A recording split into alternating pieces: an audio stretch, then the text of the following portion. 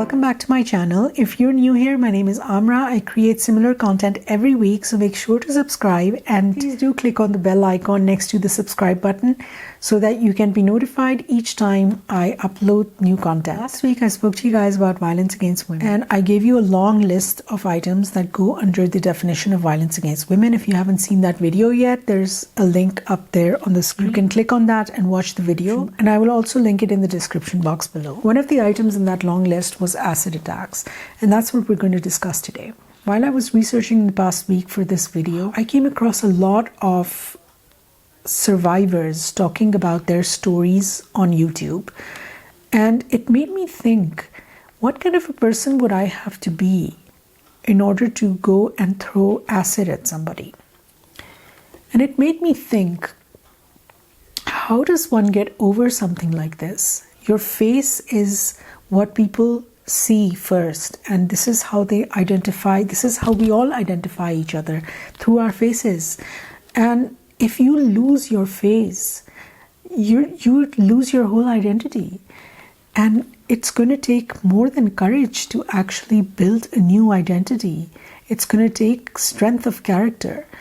And that's what all of these people had. I mean, all these people that were telling their stories, they had overcome this, and that's amazing.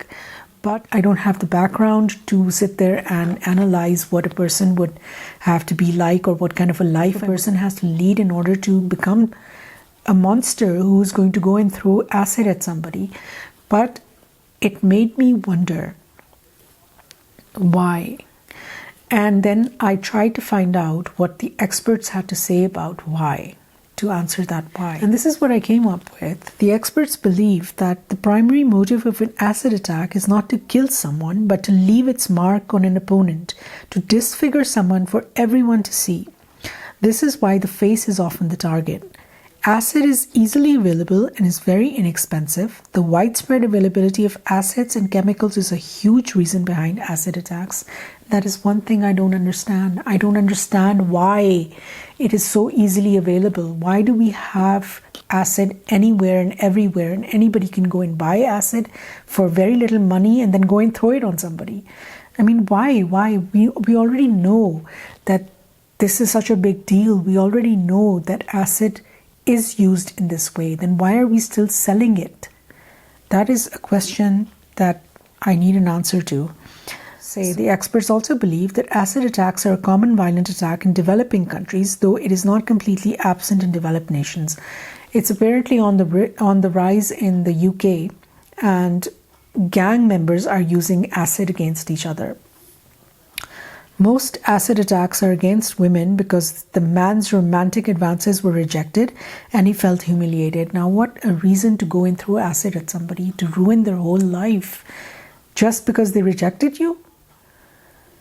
The idea is to not kill the woman, but to disfigure her face and body so that she suffers for her whole life. Great.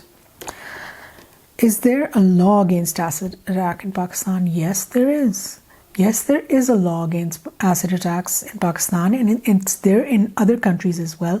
I was actually watching a video of a little girl whose father, her own father, actually poured acid into her ears and threw it on her feet when she was born because she was a girl. She was born a girl and not a boy. I don't understand this, but anyway. What kind of a mindset is that? How do you do that to your own child? So in remote rural areas of Pakistan, reporting standards are poor due to cultural stigma, lack of family support, the fear of potential repercussions, psychological trauma, and huge legal fees for fighting such a case. But you know, one good thing that I learned was that earlier this year, the Chief Justice of Pakistan, he actually dismissed the mercy plea of a convict, even though the victim had forgiven him. The woman who had been attacked had forgiven this guy who had attacked her. But the Chief Justice disagreed. He dismissed that plea and he said no. He said that acid attack is a bigger crime than murder, and offenders do not deserve mercy. The law cannot forgive anyone who burns someone's face with acid. He termed the crime as an act of extreme cruelty and said it was a crime against the state. I am so glad that he did that. I am so glad, because that's really good progress. We obviously have a long way to go, but that is very good progress. I just wish that the law would include something about where asset can be sold, how much it's going to be sold for, and who has a license to sell acid. So I'm going to leave you guys with a question. What can we do as citizens to put an end to acid attacks? Can we help in some way? I can already hear some people saying, well, this is the government's job. How can we do this? Of course, but can we not actually come up with suggestions for the government? Maybe out of 1,000 suggestions, there may be one suggestion that may be good, so we can at least try. If you learned or liked something in this video, please give me a thumbs up and don't forget to subscribe if you haven't already.